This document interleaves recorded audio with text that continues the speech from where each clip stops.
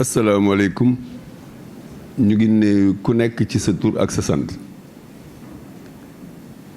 Mesdames et messieurs, honorables invités, en vos rangs, grades et titres, et en vos qualités.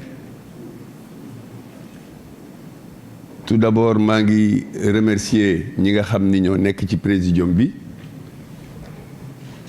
di ci jiital ki nga xam ni mooy le PDG de Biokenea bi nga xam ni moo waral tey jataay bi nag doon jataay boo xam ni dafa am solo pour Thiès tey nag dafa xaw a xat moo tax même autorité ñëwuñu mais ñu ngi bàyyi xel bu baax ci li nga xam ni moom la Serigne Gora Seye di def suma collègue bi nga xam ni mooy Adja Awa Xoll Dieye nekkoon assistante sociale pratiquement des gouverneurs de Thiès ñu koy remercier nekk ambassadrice de la paix dafa ñëw ngir moom moo yor action sociale ci li nga xam ni mooy JPPI kon li ngeen di def nii tey invité Biokenea des régions ñu ñëw pour présenter seen produit à la ville de Thiès moom mooy ki nga xam ni moom mooy transmettre message bi au niveau de la ville de Thiès et de la région et au niveau des ambassades de la paix kon tey jàpp leen ni jataay bi am na solo pour ñun ndax JPPI dafa nekk mouvement boo xam ni mu ngi dajale téeméeri dëkk ak juróom-ñeent fukk ak juróom-benn macha allah nekk ca Nations Unies yàlla def man ma koy présider au Sénégal cérémonie bi mën naa wax ni li Serigne Gora wax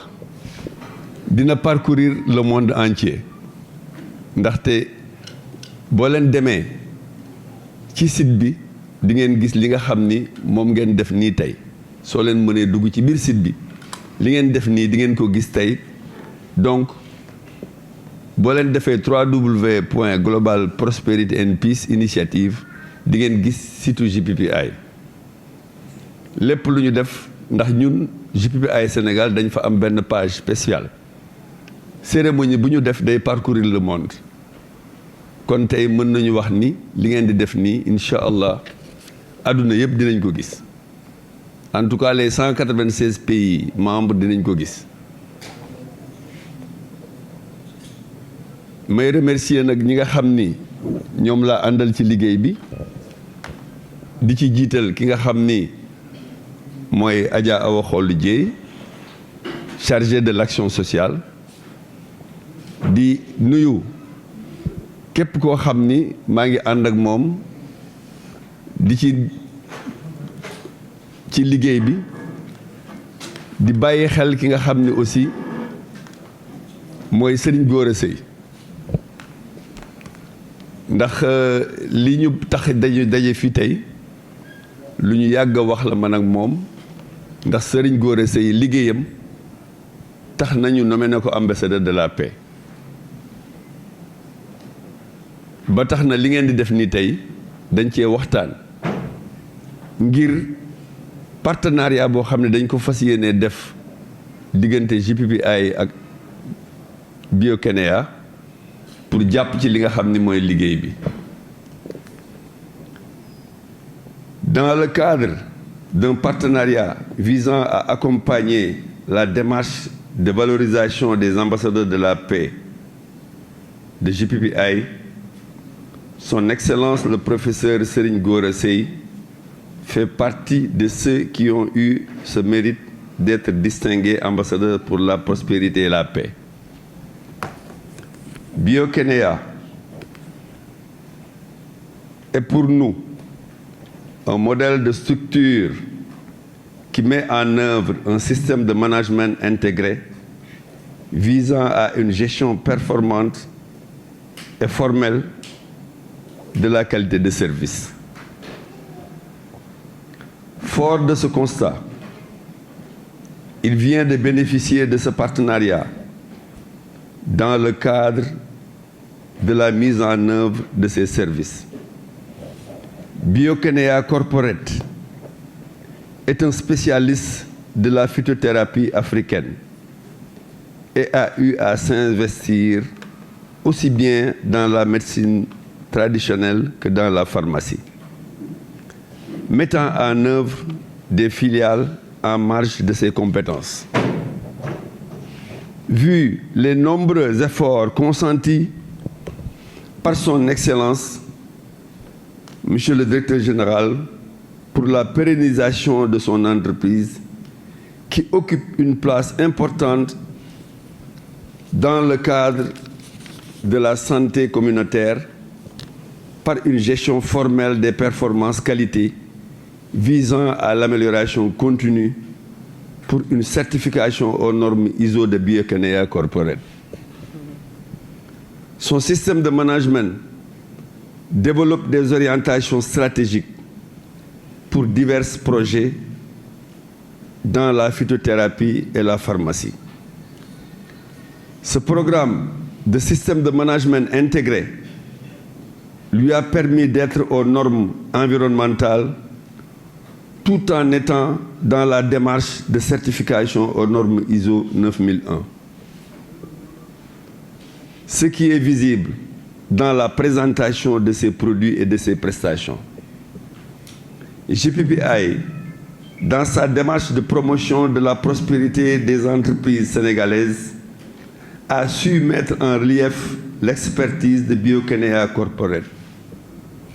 Ceci a valu à son directeur général la distinction d'ambassadeur pour la prospérité et la paix de JPPI. À travers ces orientations stratégiques, nous menons des actions visant à la promotion des structures formelles et performantes qui mettent en œuvre les dispositions réglementaires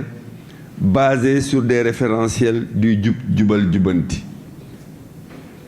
qui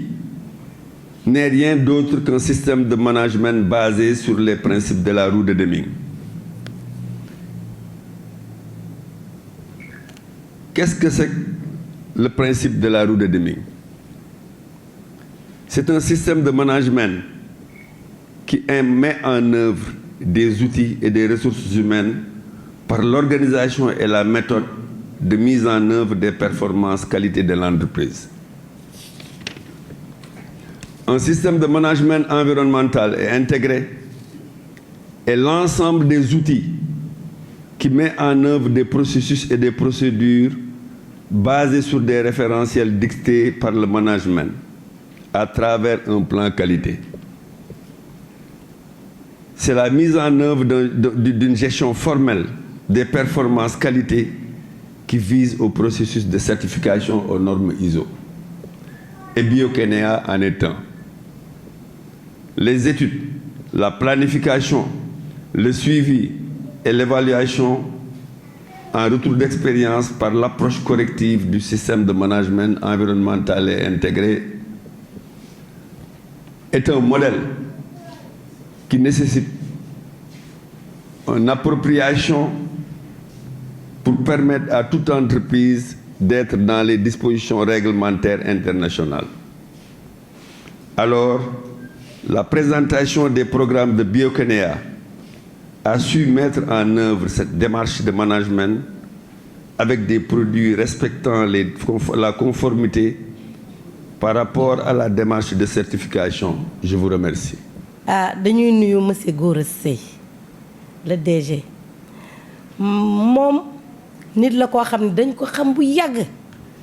di ko gis ci télé bi di ko gis ci seen TV ñuy gis muy def ay émissions yu baax ñuy gis muy def ay produits yu sell ñuy gis muy wax ci ni ñu ko yaakaaree wax ko tu dëgg yooyu yëpp tax mu li xale yi wax ñu faan ko fan boobu nag tax na li sama présence tey fii ndax damaa sibiru di sa xarkar di soli de mais ma ni naa ñëw ci Gora Seye ndax encouragé ko wax ni ko man bokk naa ci mag ñi ko gëm fii ci région de Thiès loolu gën na tax sama taxawaay nekk fii man nag damay éviter sax di wax sama statut parce que moom assistante sociale moom ñëpp presque ñu bari xamuñu ko parce que du métier bu xaw a bees la tuuti ci Sénégal ndax assistante sociale yi France leen di gis ak yeneen pays yi foofa lañ leen faale foofa lañ leen fulale mais assistante sociale daal mooy ko am baccalauréat dem Dakar jàng fa ñetti at ñibbisiwaat ba nu ñibbisee fii it ñu def ñu chef de service muy sunum nattu ñu koy doxal ba ñuy retraité am ci teraanga bu nekk am ci lu baax lépp xam gouverneur yi fi jaar yëpp xam préfet yi fi jaar yëpp ndax moi je ne servi qu'à Thiès ba may retraité donc man dëkk Thiès laa juddoo mais defe naa ni Thiès dong laa xam donc loolu sax moo ma ko tax a wax mais naru ma ko woon wax merci. donc moo ngeen baal ma rek moo wax ni Bio Kenya mii partenaire bu ñu gëm la bu ñuy teg bu kafe ndax gëm nañ ko sax te waxagul boppam di ñaan yàlla Thiès bii ngeen ñëw Thiès dëkk bu baax la dëkk bu am nit ñu fiable la dëkku xeexkat la te li ma kontaan moom da ngeen ñëw yéen région yëpp presque vous êtes représenté kon kii réunion nationale la kii réunion internationale la sax te loolu dafa baax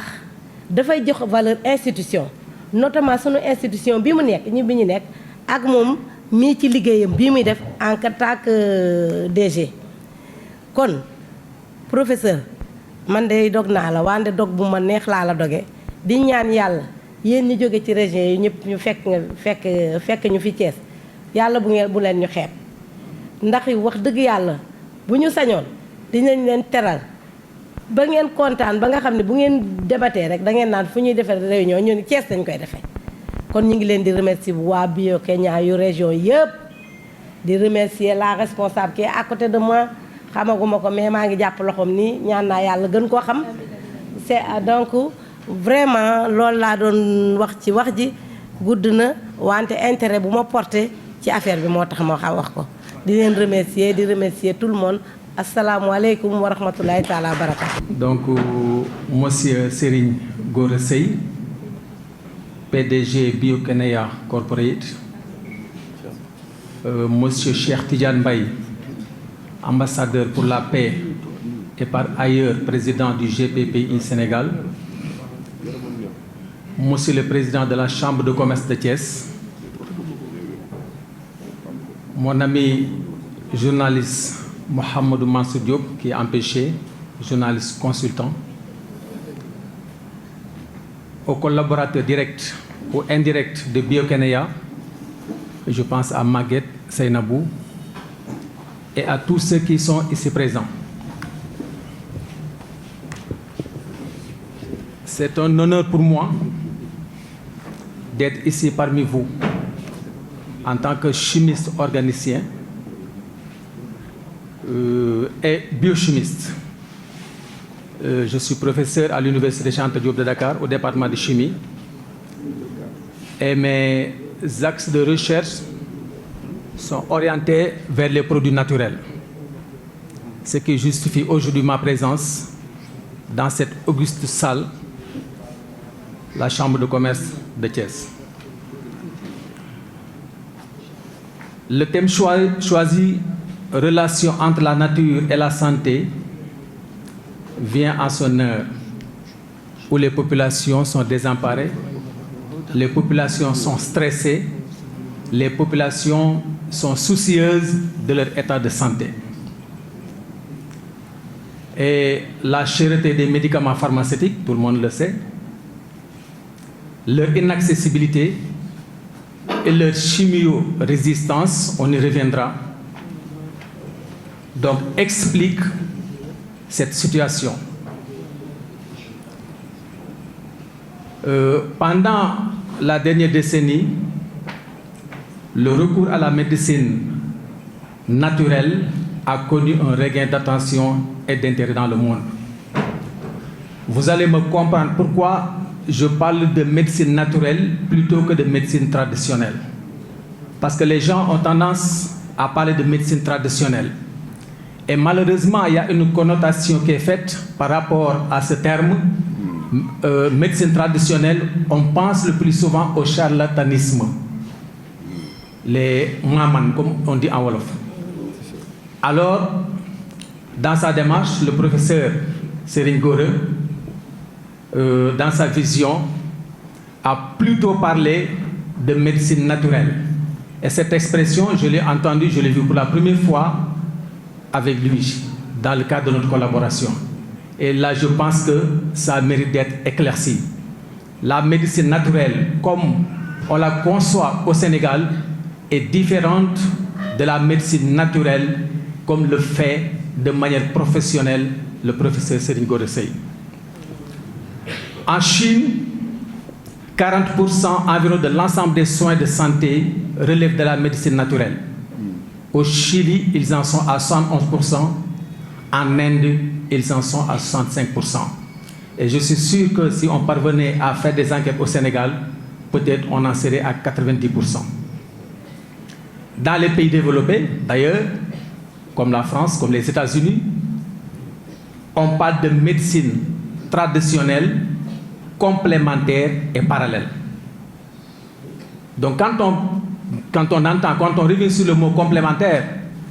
c'est pour vous dire que eux, ils n'excluent pas la médecine naturelle, mais ils l'utilisent comme étant une alternative par rapport aux soins modernes. C'est pourquoi eux, ils parlent de médecine complémentaire, ils parlent aussi de médecine parallèle. Pour vous dire combien cette médecine dite naturelle est importante pour la survie et pour le bien-être de l'humanité. Des études menées en Afrique et en Amérique du Nord ont aussi montré que 75% des personnes vivant avec le VIH-Sida ont recours à la médecine traditionnelle, soit exclusivement ou en complément d'autres médecines pour plusieurs symptômes ou maladies. La médecine naturelle occupe une place primordiale dans le système sanitaire sénégalais et africain en général. En effet, comme on l'a dit tantôt, l'accès aux médicaments constitue un véritable problème vu la précarité dans laquelle vivent les populations du Sud. Et par conséquent, les populations rurales et urbaines font de plus en plus recours à l'usage des plantes auxquelles des effets thérapeutiques sont attribués. Les produits pharmaceutiques, souvent de synthèse, sont inspirés des produits naturels venant des plantes marines ou terrestres, avec parfois des conséquences secondaires liées à leur origine synthétique. Moi, je suis chimiste organicien. Les produits qu'on vend dans les pharmacies, nous faisons partie de ceux qui les conçoivent. Nous faisons partie de ceux qui les synthétisent. Et nous savons pertinemment les conditions dans lesquelles on fait ces genres de synthèse. Et je vous dis que si vous avez des amis, des parents qui sont des pharmaciens, qui sont des médecins en tout cas, ils vous diront qu'ils utilisent de manière très rare les produits pharmaceutiques qu'ils vendent. Parce qu'eux, ils savent, ils comprennent. Ils savent pourquoi ils ne privilégient pas cette piste. Je vous parle en connaissance de cause. Moi, en tant que chimiste organicien, en tout cas en tant que spécialiste donc, de conception des produits de synthèse, je vous dis que c'est rarement que je me rende à la pharmacie pour acheter des produits. Si je le fais, parce que je n'ai pas de choix. Parce que je pense le plus souvent au professeur Serigne Gora, les produits, en tout cas, qui nous gratifient, et je sais que c'est plus efficace, et je sais que c'est sans conséquences secondaires, parce que tout est naturel.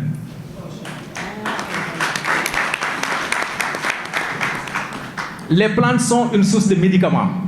Nous le savons tous. Parfois même, voilà, dans les quartiers, dans les villages, dans les villes, parfois quelqu'un a mal, on lui conseille d'aller chercher telle feuille, telle écorce, telle racine, etc., etc. Oui, on consomme, mais sans véritablement maîtriser nous ce que nous prenons. Parce que quand je fais une décoction, ce qui m'intéresse, bon, c'est le produit final, c'est la décoction, mais qu'est-ce qu'il y a à l'intérieur? qu'est-ce qu'on consomme en réalité? Est-ce que c'est les feuilles qu'on consomme? Est-ce que c'est les racines? Mais non, c'est les molécules qui se trouvent dans ces feuilles, c'est les molécules qui se trouvent dans ces racines qu'on consomme. Et je pense que si on doit consommer, quelle que soit la nature donc, de la consommation, on doit avoir des informations de ce que l'on consomme. Parce qu'une fois consommé, c'est fini, hein, ça ne va plus sortir. Et c'est dans cet axe, c'est dans cette optique que nous collaborons avec le professeur Serigne Gora Seye. Et je vous dis que tous les produits que je vous propose ont été testés du point de vue chimique, du point de vue composition et du point de vue activité biologique. Et le plus important, du point de vue dosage. Et là, c'est important de le préciser. Il y a beaucoup qui s'activent dans la médecine dite traditionnelle, si vous voulez. Ils vous disent, vous prenez une poignée, vous mettez dans de l'eau. Vous prenez une cuillère, vous mettez dans de l'eau, sans véritablement savoir est-ce que réellement ça doit être une poignée ou bien une cuillère. Et même la durée de décoction, elle est importante. Les conditions, la température, tout ça c'est important. Et je vous dis que nous avons fait des études sur tous les produits qu'ils vous proposent par rapport à la durée, par rapport à la température, par rapport même au ratio, le nombre de grammes par litre ou même par millilitre. Et je vous dis que lui, il sait. Et c'est dans cette optique et c'est dans ces conditions qu'il vous prescrit les médicaments, qu'il vous prescrit ce que vous devez prendre. Donc là, c'est important aussi de le préciser. Alors, l'origine des maladies, les maladies, parce que c'est ce qui nous réunit ici. Nous voulons tous être en bonne santé. Et je vous dis que leur origine, la plupart, c'est dû à ce qu'on appelle des radicaux libres. Alors, les radicaux libres, bon là je vais l'exprimer un peu en wolof pour que les gens comprennent. C'est comme, disons, c'est comme c'est des soldats qui sont produits dans l'organisme. Et le rôle d'un soldat, c'est de nous défendre, c'est de défendre l'organisme. Mais si ces radicaux libres sont produits en excès, ils vont attaquer les cellules, ils vont attaquer l'ADN, ils vont attaquer les protéines et ils vont modifier l'ADN. Et si l'ADN est modifié, c'est ça qui, en tout cas, donne naissance, loolu mooy waral yenn feebar yi, lu mel ni ay cancer, lu mel ni ay diabète, lu mel ni ay hypertension artérielle. Et là, ces radicaux libres sont produits à l'intérieur de l'organisme. Donc, ce n'est pas nous, parce que là, on n'y peut rien. Maintenant, nous, ce qu'on peut faire, c'est quoi? Comment limiter la production de ces radicaux libres? Ou bien comment maîtriser? Alors, on consomme les plantes. Et la plupart de ces plantes contiennent ce qu'on appelle des métabolites secondaires. Les métabolites secondaires, il y a les polyphénols, il y a les alcaloïdes, il y a les tanins. Donc, ça constitue une famille de composés. Le rôle, c'est quoi? C'est empêcher donc la production de ces radicaux libres. Parce que si toutefois on arrive à maîtriser la production de ces radicaux libres, je pense qu'on parviendra en tout cas à maîtriser l'état de notre santé. Et là, c'est important. Et à chaque fois que le professeur Serigne Gora nous propose un produit, nous, on va déterminer l'activité antioxydante, si effectivement le produit qu'il utilise, est-ce qu'il peut lutter contre ces radicaux libres? Si oui, on lui dit oui. Et dans quelles conditions? Sinon, on lui dit non, ça n'agit pas. Et là, lui, il prend les devants. C'est pourquoi il ne vous prescrit pas n'importe quel produit. Alors, et un autre fait, c'est ce qu'on appelle la chimiorésistance par rapport aux produits pharmaceutiques. Je n'ai rien contre les produits pharmaceutiques, n'est-ce pas? Mais là, il faut aussi que les gens soient éveillés. Et si vous regardez bien, il y a des politiques qui sont en train d'être faites, en tout cas qui n'encouragent pas ce que le professeur Serigne Gora Seye est en train de faire, parce qu'il y a des lobbies derrière, il faut le dire. Parce que ça ne les arrange pas. Parce que tout ce qu'ils voient, c'est l'aspect économique, c'est l'aspect financier qu'ils regardent. Mais ils ne privilégient pas, ils ne mettent pas en avant la santé des populations. Et lui, je pense qu'il est là pour la santé des populations, pour l'humanité toute entière. Donc, c'est des actions à encourager. C'est des actions à encourager, c'est des initiatives à encourager. Et c'est pourquoi d'ailleurs vous êtes là aujourd'hui. La chimiorésistance, je le disais tantôt, les produits pharmaceutiques que nous achetons, parfois, parce que parfois on n'a pas le choix.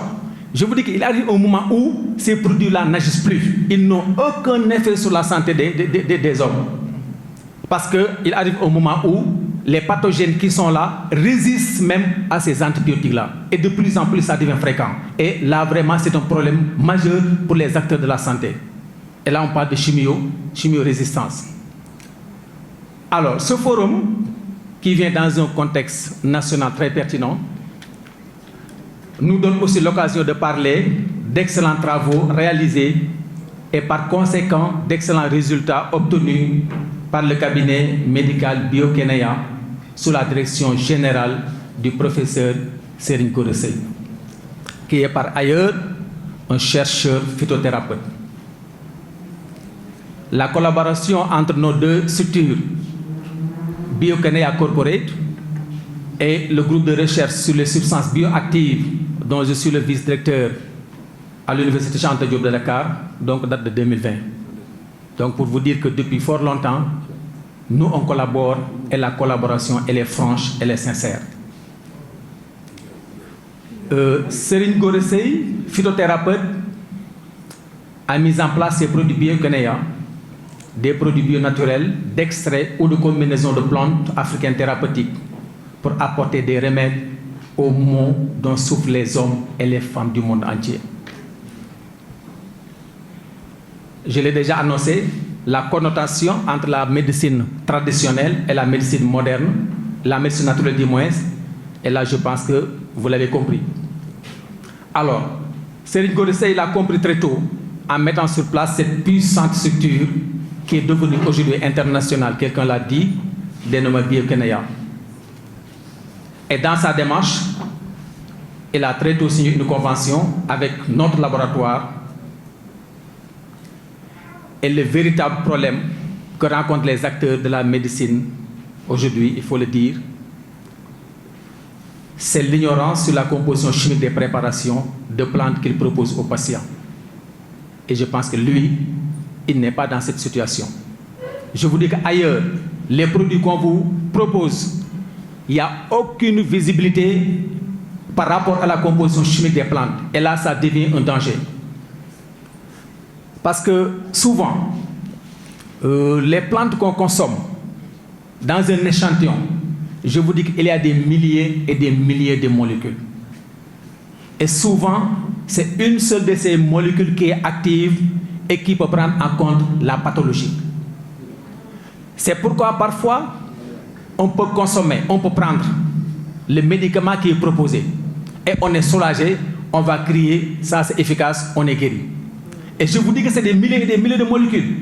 Mais les autres molécules qui n'ont pas encore agi, qu'est-ce qu'elles vont faire d'ici un mois, d'ici un an, d'ici 2 ans, d'ici 5 ans? Et c'est pourquoi il faut penser surtout aux conséquences secondaires.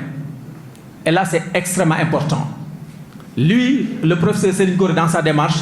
je pense que pour chaque produit qu'il vous propose, il a ce qu'on appelle la carte chimique. Il a donc toutes les informations par rapport à la plante, il a toutes les informations par rapport aux molécules qui se trouvent dans la plante. Donc, soyez-en rassurés par rapport à ce point. Le problème, c'est le dosage. Je l'ai dit tantôt, le dosage. Une cuillerée, 1 gramme, une poignée. Beaucoup tâtonnent par rapport à ça. Et là, c'est un élément qui est fondamental. Je pense que si on te demande de consommer 1 morceau de sucre par jour, mais si tu consommes 5 morceaux de sucre par jour, mais à la longue, ça va devenir catastrophique. C'est exactement de cela qu'il s'agit. Et les effets secondaires dans un plus ou moins long terme, comme je l'ai dit. Et ce qui me plaît surtout, dans la démarche du professeur Serigne Gora, lui c'est un visionnaire. Je vous dis que c'est un visionnaire.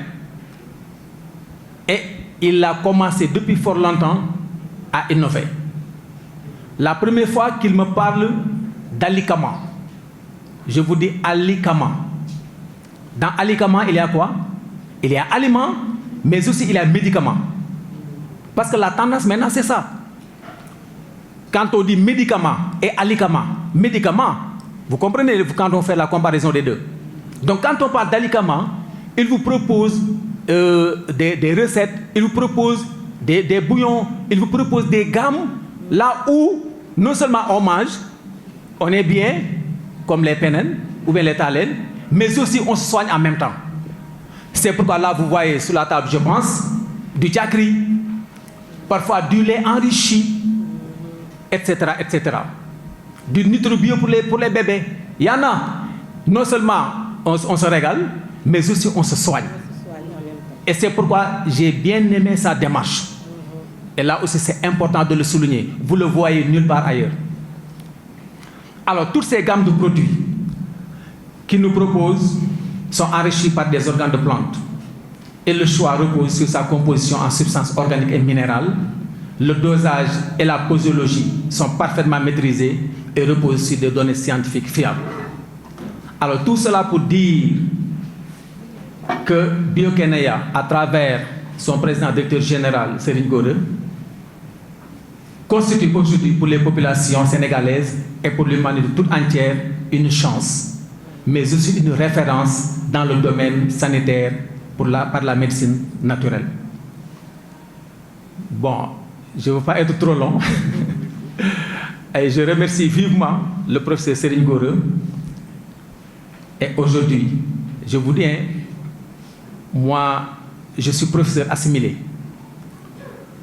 par la grâce de Dieu.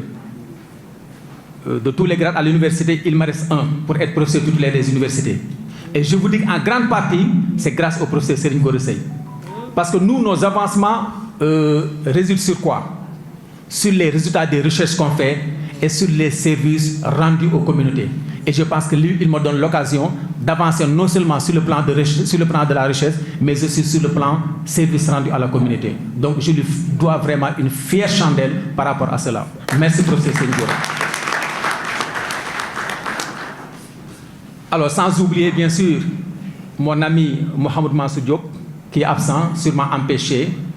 donc qui a facilité en tout cas nos contacts à travers un oncle, un ami à moi, professeur Abdoulaye Kharma, qui est sous-préfet à Ndam, c'est dans la commune de Touba. Voilà, donc eux aussi, je leur rends vraiment un vibrant hommage par rapport à cette collaboration. Je ne veux pas trop tirer en longueur, parce qu'on a accusé beaucoup de retard, mais je vous dis, on peut rester là à parler de Bio-Kenya, à parler du professeur Serigne Gora, à parler des bienfaits des plantes qu'il vous procure à longueur de journée. Je vous remercie. waaw bu ma ko tënkee ci wolof rek ginnaaw bu ma nuyoo ñëpp sant ñëpp jël nuyoo bi teg ko ci loxo kilifa gi muy le PDG Serigne Gora, PDG Bio-Kenya Corporate, mu jàllaleen ma nuyoo bi tegal ma ko ci loxo Cheikh Tidiane Mbaye, ambassadeur de la paix et par ailleurs président du groupe du mouvement GPPI, ak sunu yaay Adja Xol Dieye, Awa Xol Dieye, Adja Awa Xol Dieye alors voilà, ak ñi nekk ci table bi yëpp, sans oublier Seynabou ak Maguette, parce que parfois damay jokko ak ñoom. Donc di leen sant, di leen gërëm, di kontaan seen teewaay, di leen wax rek ni buñ ko tënkee li nga xam ni moo ñu dajale fii muy wàllu wér-gu-yaram. Wér-gu-yaram nag wala wéradi moo dund doomu aadama ñoo ànd. yaakaar naa nit moom tant que mi ngi ci suuf kaw suuf wéradi moom da koy topp. En tant que doomu aadama nag li ñu war mooy nan la ñuy def pour wéradi googu ñu ko jël en charge, nga xam ne méttit yi nga xam ne suñu yaram moom la yëg mu xaw a wàññeeku ndax du fi jóge. ci loolu nag dañuy proposer yàlla indi ñu ko mel ni Serigne Gora Seye mu ci def liggéey bu am solo, te li ci gën a original mooy li nga xam ne moom la leen di proposer loolu moo nekk ci sunu wet, moo nekk sunu kanam, moo nekk sunu ginnaaw, muy la nature. waroon naa ko wax sax ci nasaraan, parce que souvent dañuy wax ni nit bu amee jafe-jafe la koy fecc mi ngi ci wetam. bu ngeen xoolee amee seetlu tuuti muy mala yi nekk ci àll bi, mais rarement ngay dem ba gis benn mala bu tëdd feebar, et pourtant dañuy feebar. buñ feebaree kan moo leen di faj? est-ce que dañuy dem pharmacie jënd produit? fan la ñuy dem? ñax yi ñuy lekk ak garab yi ñuy lekk ci la ñuy fajoo, ci la ñuy wéree. te la nekk ci biiru mala moo nekk ci biiru nit, parce que nous tous on nous appelle des animaux. donc loolu am solo la, il faut ñu bàyyi naxante bi aussi. produit yi nga xam dañ koy jaay ngeen di ko gis ci pharmacie bi, ci plante yi la jógee wala ñuy inspiré wu ci plante yi. yi jógee ci plante bi sax mooy jàmm ji, mais yi nga xam dañ ko inspiré ci plante boobu mooy musiba mi, ndax boobu dañ koy synthétiser. man loolu mooy sama métier, di defar ay produits synthétiques. mais je sais que comme ni ma ko waxee sànq rek, bu ma ko jëlee rek parce que aw ma pexe, parce que xam naa li ci ginnaaw, xam naa li ci biir. donc bu yàlla dogalee boole ñu ak professeur Serigne Gora ak Bio-Kenya ak toute son équipe muy proposer askan wi ay produits yoo xam ne yu mucc ayib la, yoo xam ne effets secondaires yi daanaka duñ ko gis. yaakaar naa loolu dañ ko war a jàppale, dañ ko war a taxaw bu baax a baax, buñ ko jàppalee buñ ko taxaw du pour moom de yàlla xam na du pour moom mais pour comme ni mu ko waxee rek servir l'humanité parce que yaakaar naa slogan loolu moom slogan la servir l'humanité ci lay yëngu guddi di ci yëngu bëccëg donc loolu nañ ko bàyyi xel. bi ci des mooy aussi ñu ràññee parce que bu ñu nee diw rek kii médecin traditionnel la am na connotation boo xam nit ñi dañ koy def moo kii de xam naa ni ay maamani la rek parce que daf ci bari aussi loolu mooy dëgg gi mais yaakaar naa ku fréquente Biokenia ku fréquente professeur Serigne Gora di nga xam ne li muy proposé laalewul dara ak li nit ñi yaakaar parce que moom léppam ci plante yi la ko teg te ci biir plante yi aussi lépp lu muy proposé daf koy maîtriser muy plante ba ca nekk la ca biir plante ba ca nekk aussi njeexital ga ca biir que nit nga xam moom moo koy consommé ak muy tey muy ëllëg dans le long terme dans le court terme donc moom information yooyu yëpp daf koy am ci collaboration bi nga xam ni ñun ñu ngi koy def ak moom parce que plante bu mu jox rek danañ ko saytu bu baax dinañ def test activité biologique yi xool ba xam li nga xam ne moom la yaakaar ni plante bi mi ngi koy faj ndax mi ngi koy faj bu fekkee résultat bi am nañ ko ñun ko professeur kat résultat bi wax dëgg yàlla alhamdulilah bu fekkee amu ko aussi dañuy waxaat alhamdulilah ndax mënoon na koo jox doomu aadama mu gaañ ko te moom du ci xam dara donc moom ci yooyu lay liggéey muy ci dosage yi muy ci posologie yi ak yépp donc lu mu leen proposé rek daf ko saytu bu baax am na toutes les informations pour mu jox ko askan wi. bi ci des mooy bi may jeexale rek mooy li ma neex ci professeur Serigne Gora ak Biokenia mooy moom day innover maanaam dafa méngoog jamono ndax bu ngeen xoolee jamono ji metti na ku ci nekk boo xëyee loo lekk ngay tàll wala loo naan wala loo yóbbu sa njaboot mais moom am na gamme yu mu ñu proposé yoo xam ne dafa la wax ni la yii boo ko jëlee non seulement di nga lekk sa njaboot dina lekk mais aussi di nga faju donc problème santé bi nga xam ni moom nga amoon yaakaar naa problème boobu day disparaître complètement te loolu yaakaar naa ku xool taabal jee gis ci lu mel ni ay caakri ma nga fa lu mel ni ay fondé ay araw ak ay meew yoo xam ne yépp daf ko enrichir ak des produits naturels des plantes naturelles donc loolu aussi lu jar a bàyyi xel la et je pense que loolu mooy originalité am par rapport ak ñeneen ñi nga xam ñoo ngi fii et je pense que am na loo xam sax lu ma ci dugg parce que moo xam naa dina ko waxal boppam il est devenu international te jot ci moom yombul aussi sànq bi ma dugg rek am na suñu benn yaay bu ko ni dangaa naqare jot waaye mais ku neex fii kenn bëggu fee neex a jot non parce que kenn bëggul jot man mi bu ma sañoon tey dañ may woo 1000 fois am kanel mooy répondre parce que àdduna moo demee noonu parce que dafa am njariñ parce que ñi ko soxla moo bari donc loolu nañ ko bàyyi xel neexul a jot loolu moom c'est comme ça loolu lay ñaan mu gën a naqare jot mais aussi ñi nga xam ñu ngi ci biir cabinet bi Biokenia yaakaar naa ñoo ngi fii te yéen a tax ñoom ñu nekk fii loolu aussi vraiment ñu ngi koy bàyyi xel bu baax mënuñoo wax lépp te xam naa ne wax ci mbooloo ak wax aussi devant sunu kilifa professeur Serigne Gora moo yombul waaye loolu contribution la boo xam ne dañu woon nañ ko indi pour nit ñi xam ko ñu xam ni professeur Serigne Gora lim leen di proposé bokkul ak lañ leen di proposé faneen parce que fu leer la ko teg sur le plan scientifique donc maa ngi yemale foofu kàddu gi di sant ñëpp di gërëm ñëpp asalaamaaleykum wa rahmatullah. yéen xam ngeen ne wàllu gàncax wàllu pajum gàncax souvent fii Sénégal comme ni ñu ko waxee rek dañ naan pajum cosaan muy loo xam ne sëñ Gora daf ko yàgg sax di ko du ma di ko xeex sax mais di ko dindi parce que dafa wute te sànq professeur Bédié Mbow wax na la ci nekk bu ñu nee médecine traditionnelle ak médecine naturelle bokkul xam nga bu ñu nee médecine traditionnelle dafa doon leen loo xam ne xëy na lu ci bëri xëy na dina jóge ci àll bi leneen nag ci xëy na maam mën yeeg leen wax leen lay jógee moom la dafa ne nekkul ci loolu mi ngi ci loo xam ne ci directement ci gàncax bu yàlla gi lay jógee ñëw ci doomu aadama bi donc la nuance la différence est de taille mu bëgg yéen ngeen bàyyi ci xel fépp fa la mënti nekk ngeen mën a véhiculer message boobu mais di remercier encore professeur Bédié Mbow parce que boo leen gisee en général doomu aadama bu jàngee ci ay université ay école dañuy xaar ci moom yeneen kaddu maanaam ay pharmacie la lay wax ay clinique ay laboratoire ay robotique mais tey dafa gën a xuus ci gàncax gi nga xam ne moom la professeur Serigne Gora Seye di wax di ko dëggal di ko firndeel xeex bi nag du yomb ci moom parce que wax na leen ko sànq ci ay kàddoom dafa am ay lobby boo déggee lobby dafa am ay mbootaay yoo xam ne lépp lu nar a yàq maanaam seen cere rek lu ko nar a xajamal dañ ciy jóg taxaw rawat na nag ñu ne ñun de lii ñu defar gaaw na te dina gëm la nit ki ne faj na ko bu keneen ñoo ne loolu nag am na lu ko gën a gaaw te mi ngi sa buntu kër di sax kooku dañ koy xeex ak nuñ ko mën a xeexee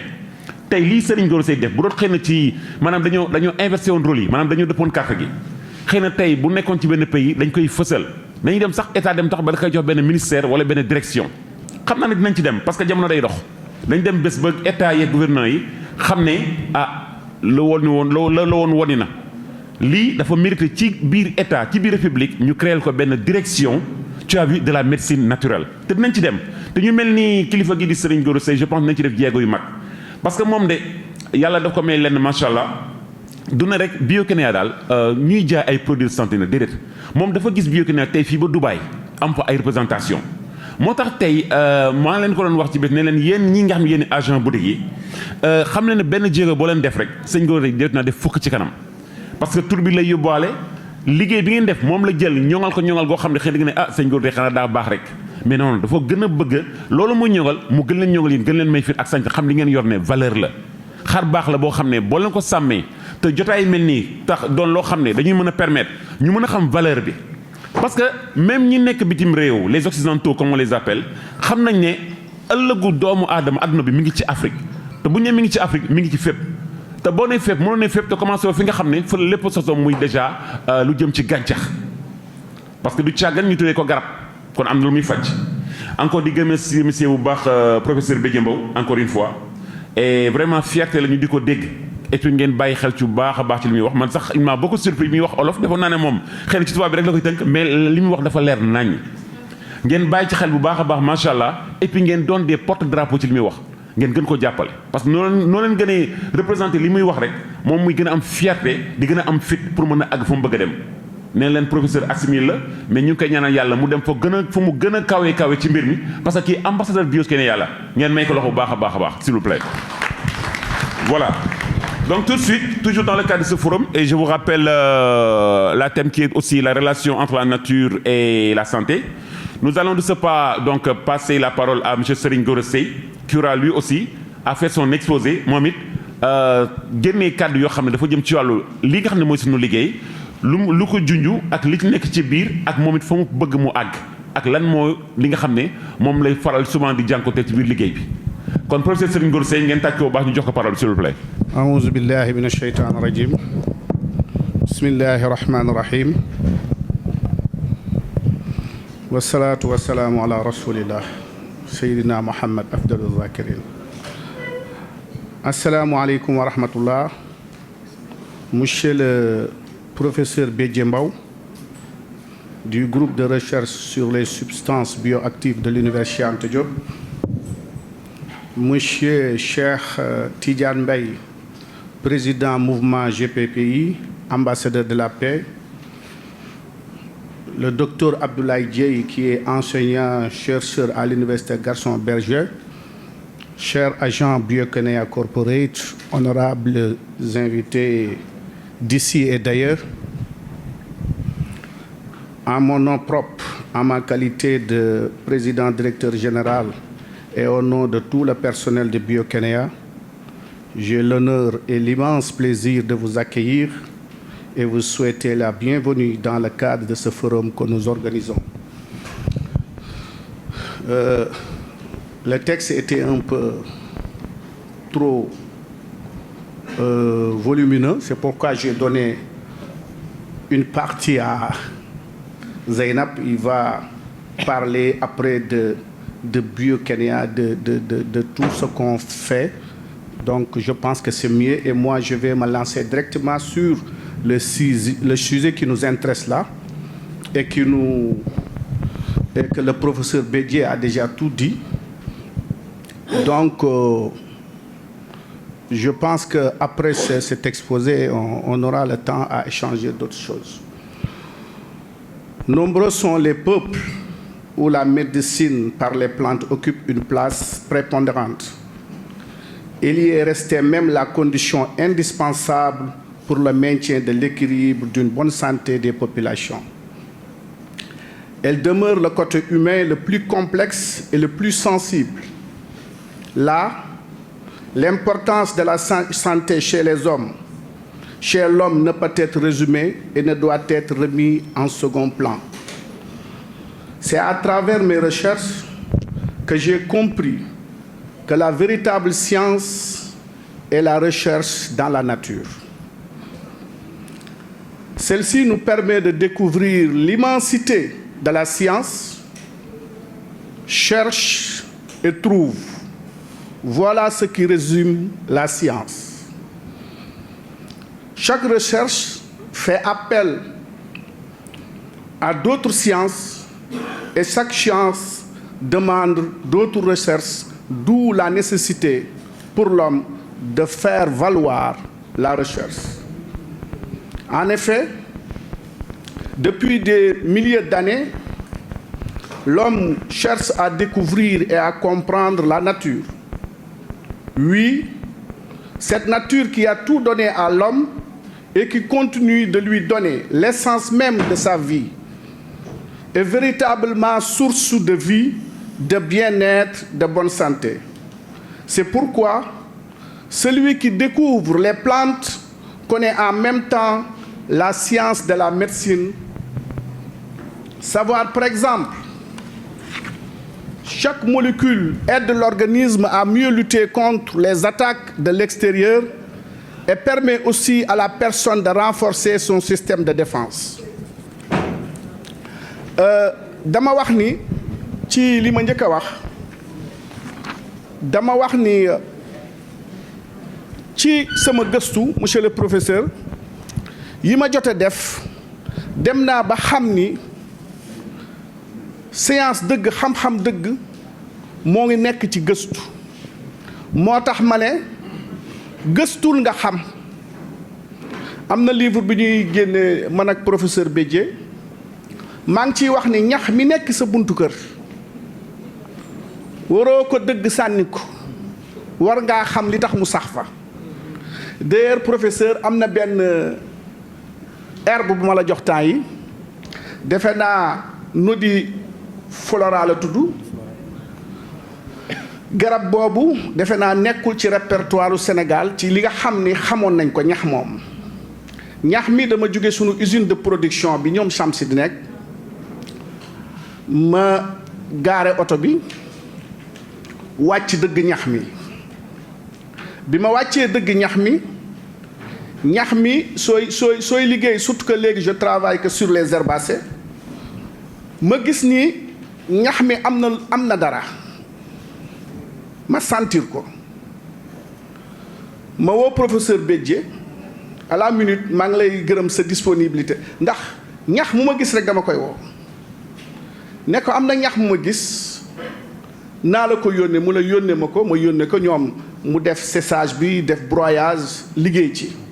am na sax wax na ma benn étudiant bu ci def benn thèse ah ñax moomu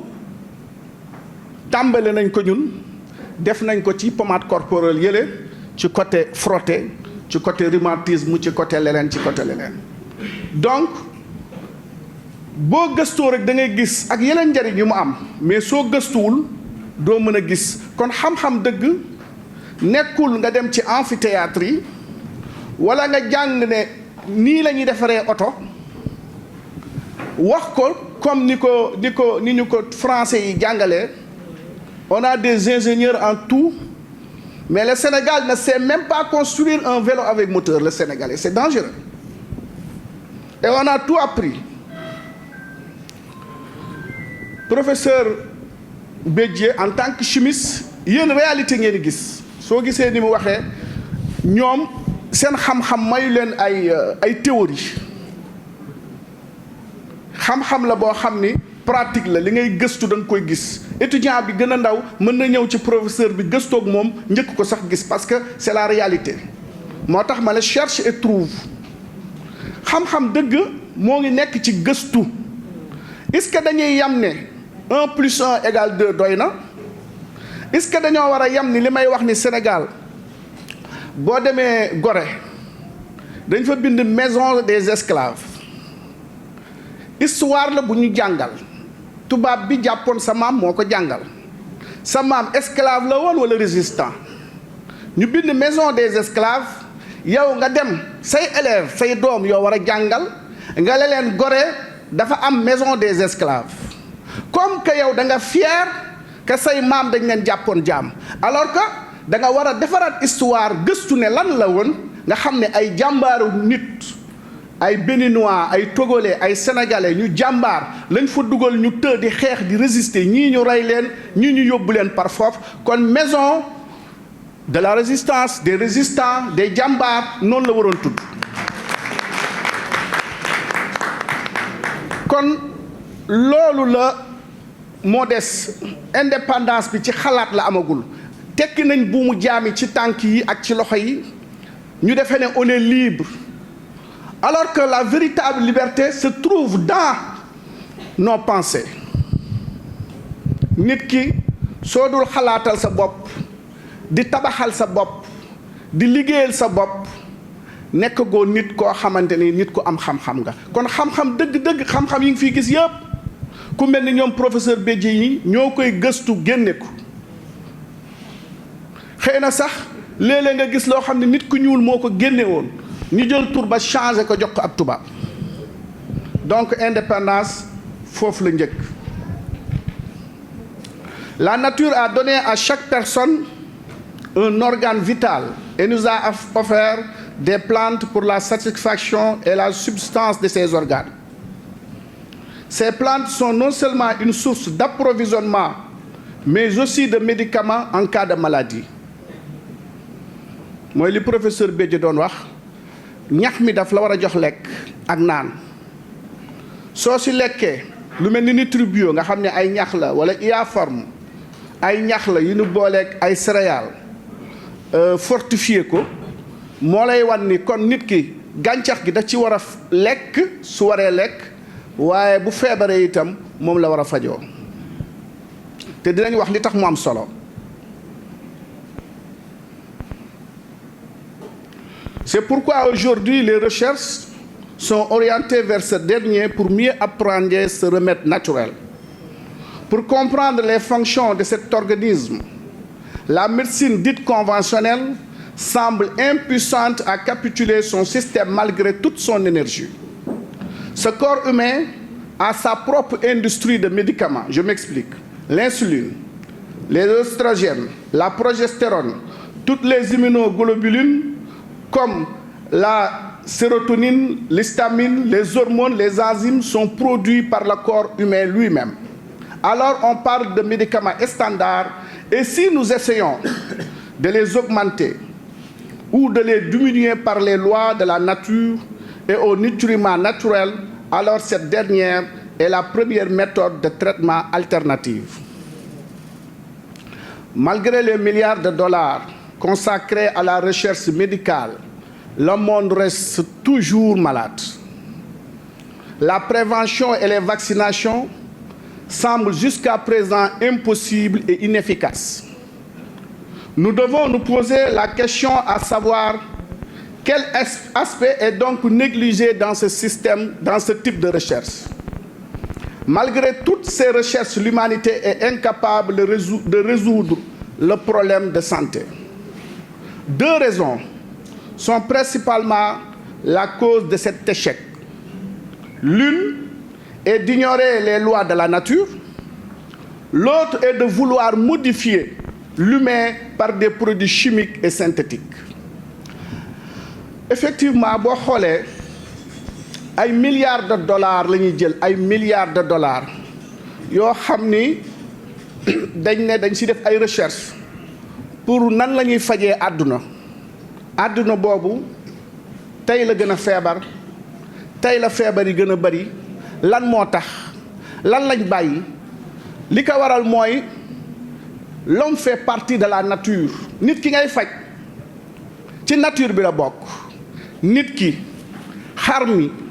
bëy nag gàncax gi ñax yi ndox mi atmosphère bi environnement bi c'est ça la nature. Loolu nit da cee bokk. L'homme est un animal. Li professeur Bédié wax effectivement am na benn jour benn ñax boo xam ni dama ko doon observer benn muus bu ma gis muy sëqat sonn lool muus mi sonn ma koy observer ci sama balcon comme sooy gëstu dara lépp loo gis rek da nga ko war a bàyyi xel muus mi di sëqat di wër daw fii fóon fii ma koy observer ba mu yàgg xam nga muus mi lekk ñax li ngeen koy gis du bari moom dañ koy fajoo ñoom mu dem ci benn ñax lekk ko quelque temps rek même pas une minute mu mel ni lu wàcc lu mu lekkoon soog a féex parce que ñoom dañ koy xam ci seen bopp yi li professeur wax itam ne nit ak animaux yi benn la. maa ngi am cours yu ma doon def ci luñ naan pharmacologie vétérinaire très avancée liggéey naa ci soo jàngee anatomie yàlla ni mu bindee xaj ci cër bind ko jinax ci cër bind ko nit ci cër c'est à peu près la même chose kon nit ki dafa bokk ci nature bi su fekkee nag da nga jël ay produits synthétiques jël ay molécules ni ko professeur waxee parce que même garab yi ngeen di fajoo mu jóge ci pharmacie wala feneen wala chinois defar ko wala séeréer defar ko wala olof defar ko su fekkee ni jógewul ci nature bi molécule ba ci lañ ko gisee synthétiser ko def ko molécule chimique jox la ko li professeur wax su fekkee yaa ngi naan garab les plantes les produits bio xamoo dosage xamoo toxicité bi ci nekk nga jël sa bërigo xooj ci lu ne di ko naan mën na la feebar c'est la même chose ki jël xar sant loo wala sàll ne du ci may kenn moom dong ak xar mi ci bis bi balaa guddi bu faatuwul itam dana sonn ni xar ndawal di mu baaxee di mën a feebar nit noonu la gàncax boo xam ne xamoo dosage bi di indi nit problème c'est la même chose parfois ñu ne la plante bi day joxe insuffisance rénale lobbying la bu leen fàtte ni africains yi pratiquement dañ daan dund minimum 100 ans les chinois ba léegi dañuy dund 100 ans Taïwan boo fa demee taxi boo njëkk a jël plante la li présenté j'ai un ami boo xam ni docteur Ousmane Kane ancien directeur ITA ñoo ngi koy nuyu de passage un Pakistanais un médecin ci Karachi médecine lay jàngale c'est un grand professeur bi mu nee dafay jàngale médecine comme ñun xamal nañ ni kuy jàng médecine égale produit chimique mu ne ma non on n'utilise pas les produits chimiques là-bas professeur en médecine la di ko jàngale ci université Karachi waaye ci ay plante la ñuy def seeni garab di ci faj seeni patient kon amul benn plante ci àdduna on a beaucoup discuté te bëgg naa ko invité pour beneen forum bu ñuy def amul benn plante ci àdduna boo xamante ne nii xam nga dosage bi maîtriser ko xam nombre de grammes yi nga war a def mu lay jox insuffisance rénale c'est absurde boo naanee yenn comprimé chimique yi man aussi bu fekkee ëppal nga si mën na la jox insuffisance rénale mën na la jox cirrhose mën na yàq foie bi c'est la même chose tout excès est nuisible am na benn produit boo xam ni bi ma ko gëstoo man ak professeur Bédié mu jox ma ko muy Vernon li ma ci gën a neex mooy professeur bi ma génnee document bi ñu siy discuter dafa ne ma Serigne Gora kii nag warul baax plus de 100 degrés à 80 degrés la war a baax lañ ko war a infuser après 80 degrés dafay perte njariñam yépp waa loolu soo ko xamee ki dem ba xam gàncax gi ñaata temps ñaata degré la war a baax kooku war ngaa xam ni loolu war a ko jaaxal kon war ngeen xam ni soo maîtriser plante rek li ci des waratul am solo war nga mën a xam carrément li nga war a def kon nit ki nag nit moo jekki-jekki bëgg a modifier bëgg a soppi dundin moo tax ma wax ni les modifications que l'homme tente de manière scientifique et chimique à exercer sur la nature telles que les OGM, organismes génétiquement modifiés, ne fait que rendre l'homme beaucoup plus fébrile et malade. Les OGM sont des plantes conçues par des ingénieurs pour améliorer le goût, la valeur nutritionnelle et la résilience. Bien que ces aliments aient le potentiel d'aider à nourrir une population mondiale croissante, il existe des préoccupations quant à leur sécurité et leurs effets sur la santé humaine et l'environnement. Nous examinons ici les avantages et les inconvénients des cultures OGM en tenant compte de leurs impacts sur la santé humaine et environnementale et environnement. Malgré certains avantages attribués à tort ou à raison aux OGM, des inquiétudes subsistent quant à leurs impacts sur la santé humaine et l'environnement. Certains des principaux inconvénients sont les risques d'allergie, le potentiel de cancer, la résistance aux antibiotiques, les changements d'ADN humain et la toxicité potentielle pour les organes. La phytothérapie demeure et reste la seule alternative tant pour l'homme que pour les animaux. Car aucun microbe ne peut résister aux centaines, voire milliers de molécules qui se trouvent dans les plantes. Parmi bon nombre de nos recherches, expériences et études sur les plantes qu'on a étudiées, nous avons la certitude que la nature est l'allié de l'homme la plus sûre et la plus efficace. Si l'homme vivait constamment avec la nature, sans aucun produit toxique ni chimique, il pourrait vivre jusqu'à 120 ans, 150 ans, pourquoi pas. En effet, car les produits et les aliments chimiques que nous consommons réduisent notre espérance de vie à grand feu. La nature demeure la seule alliée sûre pour une meilleure santé de l'homme. Il est temps que l'Afrique reprenne véritablement son destin en main à la vue de tous ses potentiels et richesses, dont celles offertes par la nature. Le développement de cette nature nécessite audace et créativité de la part des populations et de l'accompagnement des dirigeants gouvernementaux responsables et réfléchis. Osons espérer que ce genre d'initiative, telle que cette rencontre de présentation, réflexion et d'échange, contribuera au développement de la phytothérapie en Afrique en vue de faire bénéficier au maximum nos populations des bienfaits et les secrets de la nature. Je vous remercie. damay d'abord nuyu mbooloo mi fi teew di gërëm ñi fi teew ñëpp surtout PDG Gora Seye d'abord moom ma invité fii man du ma ko sax PDG man docteur laa ko woowee ndax bokk na si ñi ma faj na ma faj sama njaboot surtout sama doom bu amoon problème drépanocytose si sa muur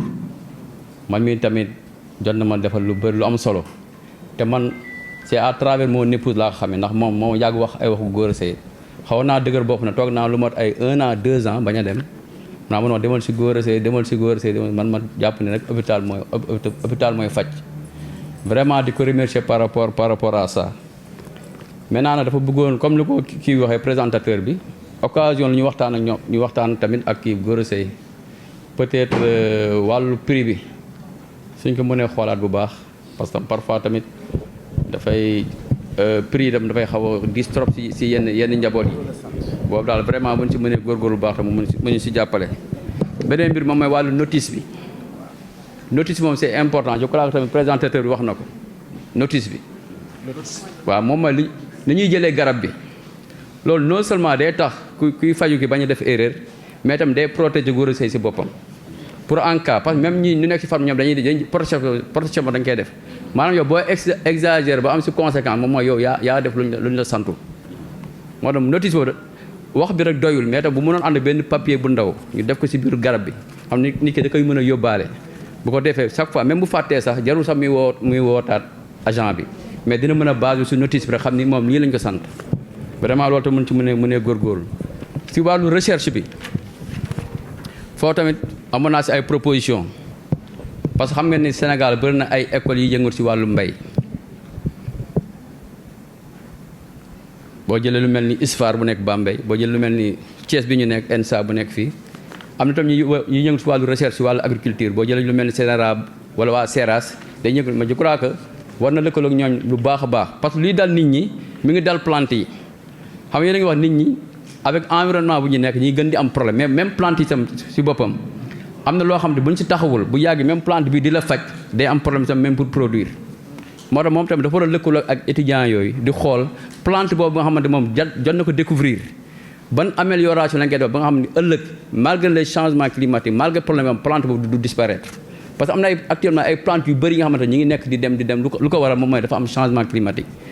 muy lëkkaloo ak étudiants yooyu ñuy def ay thèmes parce que boo jëlee lu mel ni ENSA wala lu mel ni ISFAR chaque année dafa am benn thème boo xam ne moom mën na leen proposer ay thèmes man de plante bi am naa si tel problème dafay jànkoon ak problème insecte bi dafay jànkoon ak tel problème comme ça étudiant mu ñëw dans le cadre de son mémoire mu ñëw topp étude boobu defal ko résultat ñëw présenter def mémoire am non seulement dina am benn document bu mu am mais tamit dina tax ñuy améliorer de plantation boobu sinon à la longue même plante yi di ñu faj dañuy disparaître comme nit ni muy amee jafe-jafe ci wàllu environnement te plante yi ci boppam ñi ngi am ay jafe-jafe surtout ci wàllu kii lu mu doon wax mooy professeur waa alikama loolu tam am na solo loolu tam dina dimbal vraiment suñu bokk béykat yi suñu wàllu ñu béykatu séeréer yi dina leen mën a dimbal vraiment si wàllu lekk bi parce que tamit dañuy xool itam ñun lu ñu gën a sonal heure bi moom ni ñuy lekkee baaxul vraiment bu ñu xoolee heure bi tam si côté boobu amélioration tam dina mën a dimbali ñu bëri léegi fu may jeexalee rek moom la jéem a lëkkaloo tamit parce que ñuy liggéey ñuy jëngat si wàllu pharmacie bi dañoo am organisation bu baax fexe nañ ba am link ak ñi nga xamante dañoo am diabète ak ñi nga xamante dañoo am ay drépanocytose parce que wàllu ñu feebar ñëpp dañoo def ay organisation moom tamit na jéem a xool nan lay lëkkaloo ak ñooñu mooy famille kii yooyu xam ne dañoo am ay maladies ñu organiser moom dama xool na leen rencontrer maintenant benn urgence la ñu am maa ngi waaj a guddal mais benn urgence la ñu am man ci man tey ji lu ñu gën a solo moom mooy wàllu bouillon yi vraiment côté boobu bu si mën def recherche mu xool ban wàllu gàncax boo xamante dina mën a dimbali jigéen yi si seen wàllu waañ yi ñu am jumbo boo xamante ni dina leen tax ñu bàyyi jumbo bi sonal doomu aadama yi vraiment loolu moom vraiment proposition waaw. man maa ngi tudd Maguette Dieye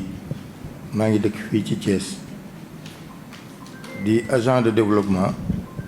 di ambassadeur pour la paix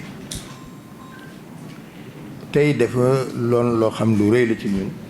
muy mbégte ci ñun ndax Biokénéa liggéey bi muy liggéey askan wi moo tax mais li may wax rek di koy ñaanal yàlla di ko ñaanal ñëpp ñi nga xam ne ñi ci biir sëñ Gora dangaa war a wut ay tool parce que gis nañu gàncax gi nga xam li ngay wax lobby yi garab yi nga xam moo ñu jëriñ ñu ngi koy dindi te loolu ñun ñoo war a protéger suñu bopp kon nature bi li mu ko waxee yàlla moo ñu ko jox mais ñoom nasaraan bi ñu xamee ni njëriñ gi fi nekk te li ñuy xeex ci wàllu deru nit ku ñuul ñun ñoo war a xeex ba sàmm sunu environnement ni mu ko waxee nag environnement du doomu aadama rek yi ko ëmb yëpp nag te li ëpp doole mooy gàncax gi nga xam moom la ñu war a dunde ndax bu fi jógee ñu jógee fi kon gàncax gi dañ ko war a sàmm loolu laay wax nañ ko gën a protéger parce que gis naa benn boo xam ne mi ngi Fatick tool boo xam ni loolu lay def di wut li ñaan garabu cosaan yi di ko fa denc am na bu am ngexoox boo xam ni ma nga fa boo demee tey parc Hann ñi ngi am ay garab yoo xam ni pour nit ñi di xam lan mooy njëriñam mais sëñ Gora fi nga toll nii bëgg naa région bu nekk boo mënoon am ndax région bu nekk dafa am garab boo xam ne bokkul ak bi nekk ci yeneen région yi te gàncax yooyu dañ leen war a sauvegarder ndax léeg-léeg dañuy dem ba mu tumuraanke man xam naa ci dara parce que ñun boo dëgg yàlla dañoo am panel bu ñuy wax la santé par les plantes te loolu lii sëñ Gora wax tey ndax bu njëkk ba mag ñi daan faj ñi te ay dosage ay xoltu gerte la daan jël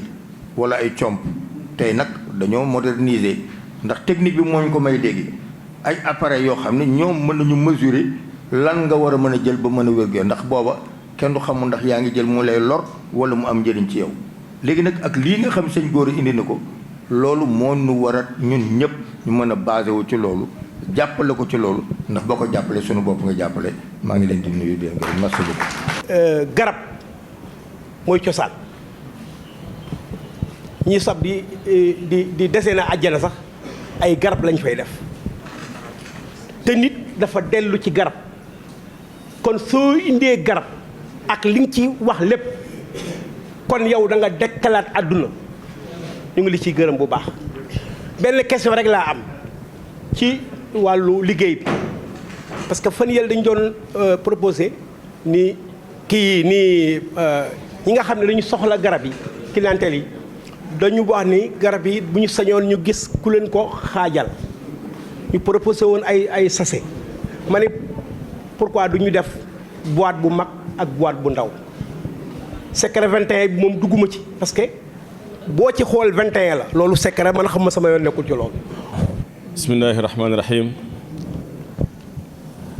asalaamaaleykum wa rahmatullahi taala wa barakaatuhu. damay tàmbalee sama nuyoo ak sama ziyaar ci jëmu ñu tedd ji tax ñu daje fi tey muy sëñ Gora Seye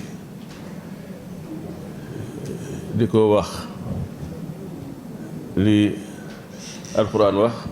wa ammaa maa yanfa'u naas fa yamkusu fil ard képp ko amal nit ñi njëriñ wala lépp lu amal nit ñi njëriñ dafay war a yàgg dafay war a sax te moom amel na diine ji njëriñ amel na société yi njëriñ amel na néew ju doole ji njëriñ kon moom yàlla na ko yàlla dëgëral sàmm ko kàttanal ko ndax xam-xam yàlla moo ko am moo ko jox ku ko neex ba ca desit bu gëmee ni li ñu wax ni kullun muyassarun limaa xuliq kenn ku ne suñu borom am na lum daxañ ci yow am na lum la jagleel am na lum la may ñii ña nga ca football ba ñii ña nga ca mécanisme ba waaye ñenn ñi ñi ngi jëriñoo bànqaasu yàlla yi mu def ci kaw suuf muy xeeti garab yi nga xam ne moom la ñuy wax ak tibbul asli mooy médecine originale ndax boo demee ci tibb nabawi muy médecine bi nga xam ne mooy médecine prophétique nga xam ne ci la Yonent bi sallallahu alayhi wasallam daan faje ay saabam di ci faj lenn lu ci jóge ci produit chimique amul lépp ci gàncax gi daan jógee kon nag bu ñu amaatee doomu Sénégal boo xam ne yàlla may na ko xarit ci loolu waxuma ci Sénégal mais ci biti Sénégal man xam naa réew yu ñu koy woo mu fay dem di fa dimbali jaamu yàlla yi ci garab yi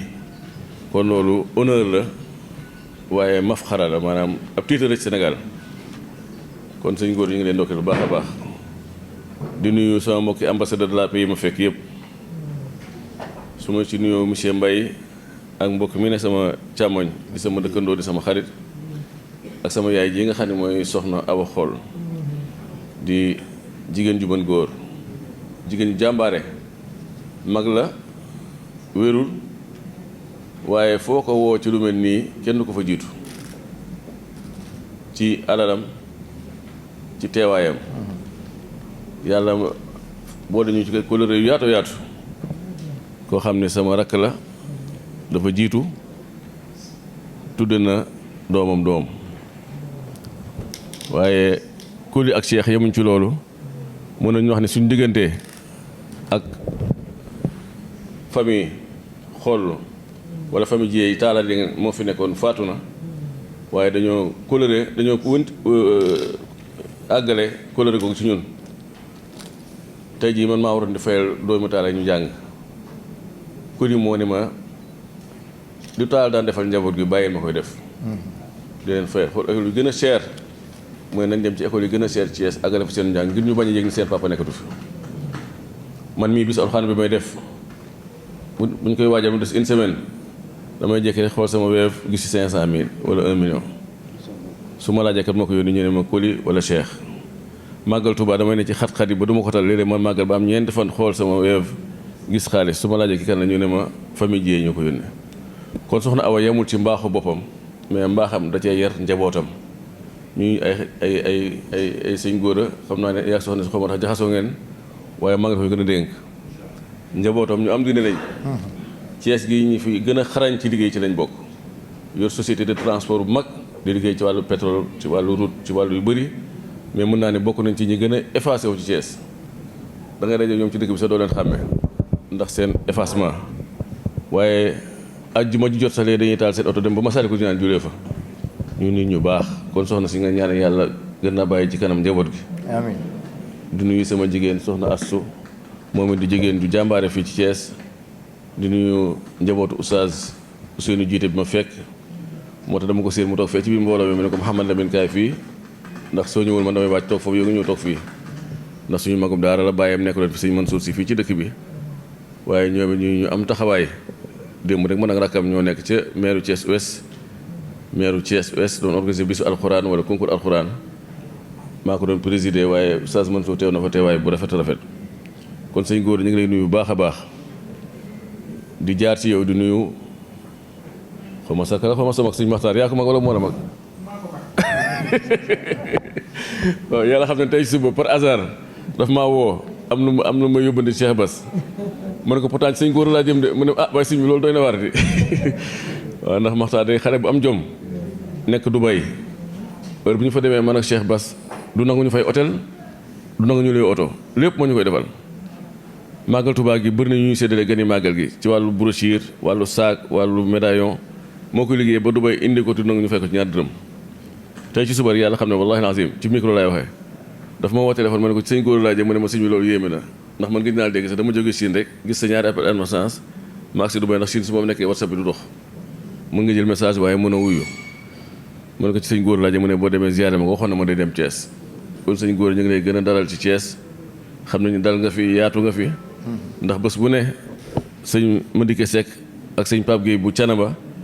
ni mooy del dàkk talaata yi di fekk sëñ góor mu lay seetal sa yaram waaye damaa sàggan nag waaye danaa ko te bu soob yàlla ndax góor moom ñëpp ko war a seeti ndax li ma wax ne lu jëriñee dafay war a yàgg dafa war a sax te li ngay def lépp lu jëriñ doomu aadama la ñu ngi nuyu waa salle bi yëpp di nuyu collaborateur u sëñ góor di leen xamal ni Cheikh Tidiane ñu ngi lay bëri sa nuyoo yow it nga xam ne bërki démb rek lañ ñëw ci forum bi may def ci wàllu jàmm nga xam daaw sëñ góor sëñ mi laa ko tuddee forum islamique pour la paix daaw moom mi laa ko tuddee ren ma tuddee ko fekk mu tukki waaye ñoom ñii ren ñu def ci lu rëy dañuy dàkk bi si forum bi ñëw def la ambassadeur de la paix ndax loo xam ne yaa ngi ko def depuis 23 ans di def forum islamique de la paix ñun ñu tàmbali loo xam ne yàggul waaye bëgg nañ mu yaatu kon yow da ngaa bokk ci ñi war a mandargaal Cheikh Tidiane ñëw fa décoré ma ci kanam àddina ci kanam ambassadeur yëpp lu ma juróom-ñaari ambassadeur a nga fa woon ambassadeur Égypte ambassadeur Malaisie ambassadeur Soudan Jim Dramé bi nga xam ne moom la président dénk mbirum diine ji Tahir Fall bi nga xam ne ministre conseil à la présidence ñëpp teew ñu defal ma ko ci bis boobu donc loolu dootuma ko fàtte sama àddina dëgg la yàgg naa yëngatu ci jàmm waaye yëngatu ci jàmm ba waa jàmm wut si la ñu dañuy ci takkoon mandarga loolu réy na ci man trop kon soxna Awa ñu ngi lay nuyu bu baax di feddali couleur gi gise bi bëriwul waaye xol yaa ngi gisee léegi rek man ak Idrissa Gueye ñoo nekkoon xam naa su ma nekkoon yaa ngi fi moom ñooy ànd ñëw ndax suñu benn xatu journaliste bu Thiès Info moo doon ngénte Adama ñu dem ca ma ne ko fi laa jëm si mu ne ah ma ne dama am beneen tudd waaye kon ma ñëw ndax sëñ góor a roqaay mi nekk ak moom moo nekk ak man ndax bisu alxaan bi sëñ Idrissa daf fii roqaay yor lépp roqaay meeg bisu sëñ góor a bi it boo demee Mbuur roqaay yor lépp kon ñu baax ñoo fa bokk ñoo bokk heure ñoo bokk fi ñu la xasoo kon ñu ngi ñaan yàlla gën naa dëgëral sëñ góor a gën naa sàmm di la ñaanal aussi nga nuyu ñu baax sëñ Matar xale bu am jom la xale bu am taxawaay xale bu am yitte nekk Dubai yor fay usine Sénégal gi aussi mu yor fay usines yu liggéey waaye génne aussi ci daara Cheikh Mourtada Mbacké yi nga xam ne fa laa génne man mii waaye képp ku mu xam ni mos ngaa jaar ci daara si Mourtada wala képp ku mu xam ne yaa ngi dugg sa loxo ci màggal Touba muy man muy Cheikhouna Alaaji Baara muy Cheikh Bass muy sëñ Abdou Samad lu ñu xewle moo ci mën ci taxawaay ci yitte tey rek bi may woo boog li ma doon doy mooy yónnee ma xaalis daf maa war ne maa ngi lay booleeg ma jaw léegi ma am na lu dugal ndax dama laa nga jox ko addiye loolu ko tey bu baax kenn ko nëbb kon ñu ngi ñaan yàlla def jàmm ci jotaay bi lu ñu fi taataan ci xam-xam yàlla na doon lu jëriñ yàlla na gën a yaatu gën a sax gën a jëriñee wasalaamaaleykum wa rahmatulahi taala wa barakatu waaw Cheikh Ahmad kon yow dañuy sant ñëpp gërëm nañ waa Biokenya yëpp ñoo ngi leen di gërëm ak déplacement bi professeur yow kenn mënu la fay waaye itam ñoo ngi ñaan yàlla yàggal ànd bi te barkeel ko ba waxuma Sénégal mais Afrique ñu mën leen dimbali ci lu bëree bëri maa ngi jox kàddu ki Cheikh Ahmad mu ñaan bu ko defee yeewu nit ñi. Sénégal di réew alxuraan mag ñi li ñu am yëpp alxuraan mën na ko jox waaye bi Sénégal yëpp dajee def ñaari weer di def concours alxuraan ci département yi ak ci région yi daje ko Dakar ci koor ga moom mii doomam moo raw ci Sénégal loolu c'est important pour ñu fësal ko ci kanam mbooloo mi wane ni loolu mënu woon jóg te félicité mu ko ci ndax man maa njëkk a def concours alxuraan Sénégal 93 septembre bi ci ndigalu Cheikh Moustapha bërki démb ñun ak président Diomaye ca jam ñaajo doomam dañ tànn Sénégal gépp ngir mu jàng fa alxuraan ci turu doomu daara yi Sénégal gépp kon nag sëñ Gora loolu mun moon jóg te félicité ma la ci ndax nit ñi mën nañoo jàpp nii yow ci garab yi la nga yem waaye yaa ngi ci daara yi yaa ngi ci jumaa yi waaye yaa ngi yegg ci alxuraan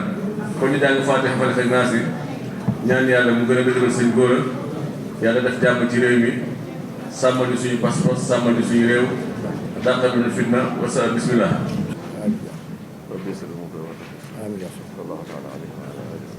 amiin